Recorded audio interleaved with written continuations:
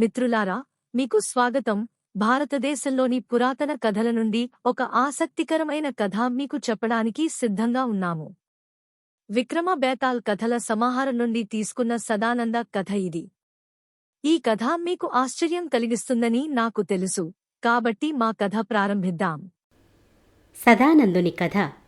విక్రమార్కుడు ఎంతో ఓపికగా చెట్టుమీద ఉన్న బేతాళుడిని మళ్ళీ కిందకు దించి భుజం మీద వేసుకొని మౌనంగా ముందుకు నడిచాడు. మహారాజా, ఇంతవరకు నేను మీలాంటి వారిని ఎక్కడా చూడలేదు. మీ ఓపిక చూస్తుంటే నాకు చాలా సరదాగా ఉంది.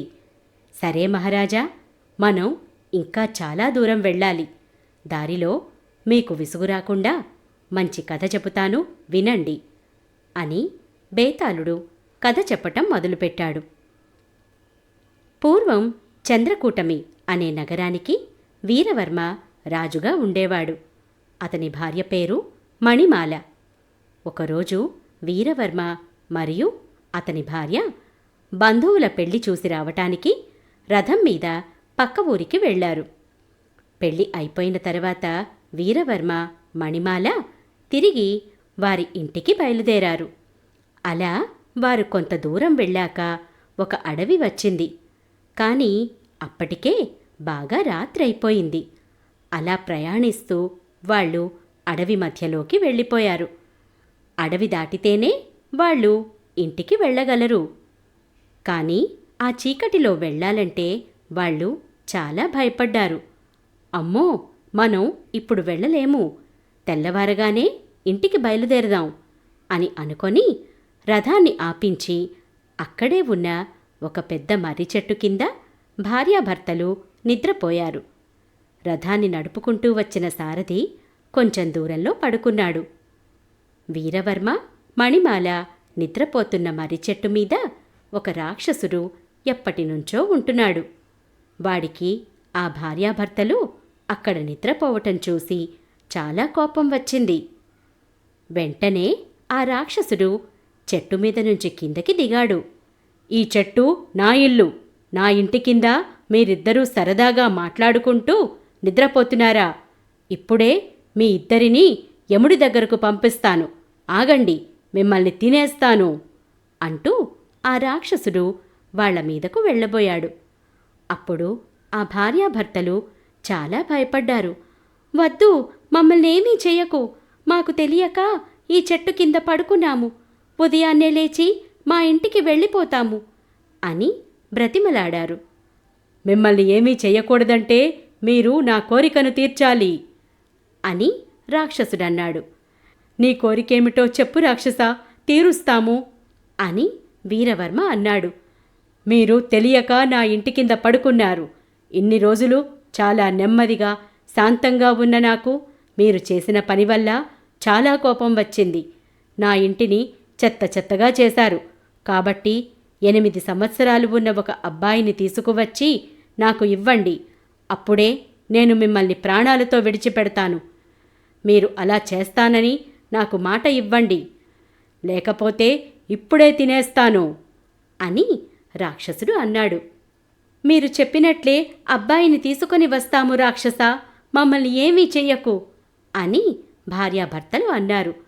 అప్పుడు రాక్షసుడు సరే అని వాళ్ళని ఏమీ చేయకుండా ఊరుకున్నాడు. ఇంతలో తెల్లవారింది. భార్యాభర్తలిద్దరూ వారి రాజ్యానికి వెళ్ళిపోయారు. ఆ రాక్షసుడి దగ్గరికి ఎవరిని తీసుకువెళ్ళాలి అంటూ రాజైన వీరవర్మ ఆలోచించడం మొదలుపెట్టాడు.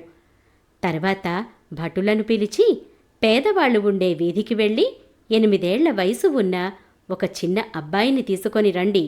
ఒకవేళ ఆ అబ్బాయి రాను అంటే నువ్వు వస్తే నీకు బంగారం, డబ్బు ఇస్తాం అని చెప్పండి అని రాజు భటులతో అన్నాడు.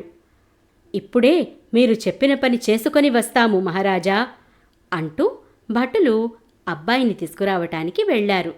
అప్పుడు వారికి చాలా పేద కుటుంబంలో పుట్టిన ఒక బ్రాహ్మణుడు కనిపించాడు. ఆ బ్రాహ్మణుడికి ఒక కొడుకు ఉన్నాడు. వాడి పేరు సదానందుడు.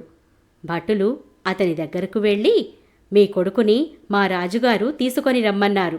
మీ కొడుకు ఇప్పుడు మాతో పాటు వస్తే బంగారం, డబ్బు ఇస్తాము అని భటులన్నారు.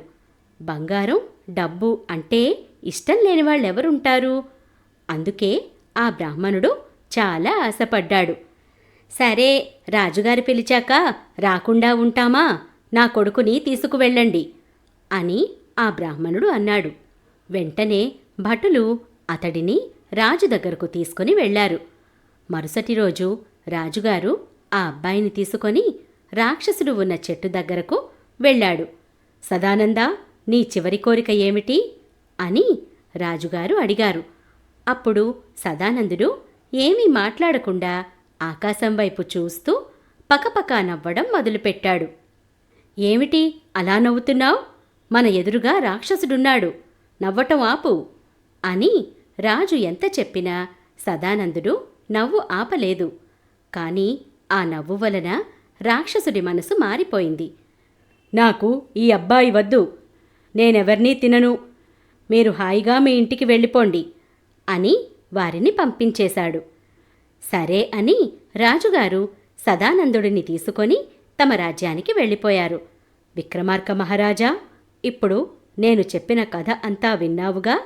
ఆ అబ్బాయి రాక్షసుడు ఎదురుగా ఉన్నా అసలు ఎందుకు అలా నవ్వాడో చెప్పగలవా అని బేతాళుడు విక్రమార్కుడిని అడిగాడు. బేతాళా, ఆ అబ్బాయి ఎందుకు నవ్వాడంటే, వీళ్ళందరికీ తమ శరీరం మీద, ప్రాణం మీద ఎందుకు ఇంత ఇష్టం? ఇప్పుడు ప్రాణం కాపాడుకున్నా ఎప్పటికైనా అందరూ చచ్చిపోతారు కదా అని ఆలోచించి మనసులో దేవుడికి దండం పెట్టుకుని నవ్వాడు అని విక్రమార్కుడు అన్నాడు. విక్రమార్కుడు కథకు సరైన జవాబు చెప్పటం వలన బేతాళుడు చెట్టు మీదకి వెళ్ళిపోయాడు. ఈ కథ మనకు బోధించే సందేశం మన జీవితాల్లో ధైర్యం, సత్యం ఎలా ముఖ్యమో చెబుతుంది. మీరు ఇంకా ఎన్నో అద్భుతమైన కథలను అనుభవించాలనుకుంటే అప్పల్ లేదా యాండ్రాయిడ్ అప్ స్టోర్స్ నుండి స్టోరీ వేవ్స్ యాప్ను డౌన్లోడ్ చేయండి. స్టోరీ వేవ్స్ సభ్యత్వం నెలకు $1 కంటే తక్కువ ఖర్చవుతుంది.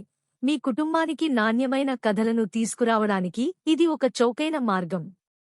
కొత్త కథలన్నీ స్టోరీ వేవ్స్ యాప్లోనే అందుబాటులో ఉన్నాయి మరియు అత్యంత ఆసక్తికరమైన కంటెంట్ యాప్పై మాత్రమే అందుబాటులో ఉంటుంది. మీరు యూట్యూబ్ ఛానల్ను సబ్స్క్రైబ్ చేసుకోండి మరియు ఇన్స్టాగ్రామ్, టిక్టాక్, స్పాటిఫైలలో స్టోరీ వేవ్స్ను ఫాలో అవ్వండి. వచ్చే కథల గురించి అప్డేట్స్ పొందండి.